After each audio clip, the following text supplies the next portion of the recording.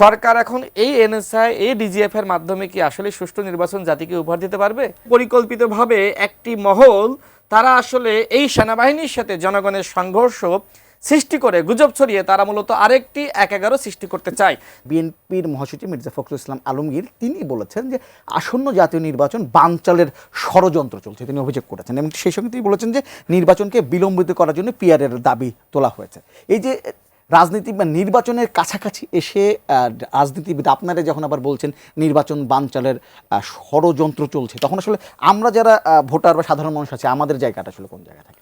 সেনাবাহিনীকে ন্যায় বিচার নিশ্চিত করার মাধ্যমে এই কলঙ্কমুক্ত করার দায়টা তাদের নিতে হবে। দ্বিতীয়ত, আপনি নিশ্চয়ই জানেন যে সাবেক একজন প্রধান নির্বাচন কমিশনার নুরুল হুদা তিনি আদালতে বলেছেন যে আমরা 18 সালের নির্বাচনে জাস্ট বসেছিলাম চেয়ারে, আর নির্বাচনটা করেছে এনএসআই ডিজিএফআই। আমরা কিন্তু 18 সালের যে নির্বাচন সেখানে যাওয়ার সুযোগ ছিল, আমরা যাই নাই। কোটা সংস্কার আন্দোলন করেছি, আমাদেরকে থামানোর চেষ্টা করা হয়েছে, আমরা থামি নাই। তো এখন আপনি নিশ্চয়ই চান না যে আমরা বেঈমান হয়ে যাই। তো যাই হোক, সেই নির্বাচনে আমরা যাইনি, যে কারণে আমাকে 2 বার গুম করার চেষ্টা করা হয়েছে, আল্লাহ আমাকে রক্ষা করেছে। তো আমার প্রশ্ন হলো, এই যে এনএসআই ডিজিএফআই তাদের কোনো সংস্কার হয়েছে? হয়নি। সরকার এখন এই এনএসআই এই ডিজিএফ এর মাধ্যমে কি আসলে সুষ্ঠু নির্বাচন জাতিকে উপহার দিতে পারবে? যে এনএসআই ডিজিএফআই যারা আয়নাঘর সৃষ্টি করেছে, গুম করেছে, ক্রস ফায়ার দিয়েছে, মানুষকে হত্যা করেছে, এবং যেটা আসলে গুম কমিশনের তদন্তে বিস্তারিত উল্লেখ করা হয়েছে। এবার সামাজিক যোগাযোগ মাধ্যমে যে গুজবের কথা আপনি বললেন, দেখেন গতকাল রাতে আমরা দেখলাম আমাদের একজন প্রবাসী, তারও গণঅভ্যুত্থানের ভূমিকা আছে, এবং আরও কয়েকজন তারা বলল যে আজকে রাতেই কু হয়ে যাচ্ছে।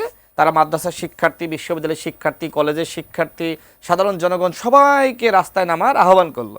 আমার প্রশ্ন হলো যে এই মুহূর্তে তো আসলে আইন শৃঙ্খলা রক্ষা করার জন্য সেনাবাহিনী যৌথ বাহিনী হিসেবে তারা কিন্তু মাঠে ফাংশন করছে, সেনাবাহিনীর বিভিন্ন গাড়ি টহল দিচ্ছে।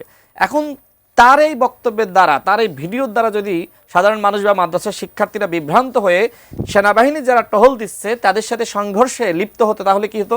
তার মানে আমার কাছে মনে হয় পরিকল্পিতভাবে একটি মহল তারা আসলে এই সেনাবাহিনীর সাথে জনগণের সংঘর্ষ সৃষ্টি করে গুজব ছড়িয়ে তারা মূলত আরেকটি ১-১১ সৃষ্টি করতে চায়। দেশ যদি অস্থিতিশীল বা আনস্টেবল না হয় তাহলে কিন্তু ১-১১ হতে পারবে না। তো এই ১-১১ সৃষ্টি করার জন্য আমার কাছে মনে হয় প্রকৃতপক্ষে যারা বলছে যে আসলে আমরা জনগণের পক্ষে, আমার কাছে মনে হয় তারা ভারতের এজেন্ট হিসেবে, রয়ের এজেন্ট হিসেবে সেনাবাহিনীর মুখোমুখি জনগণকে দাঁড় করানোর একটি চক্রান্ত করছে। আমি জনগণকে ধন্যবাদ জানাই, কালকে সেই ফাঁদে তারা পা দেয়নি।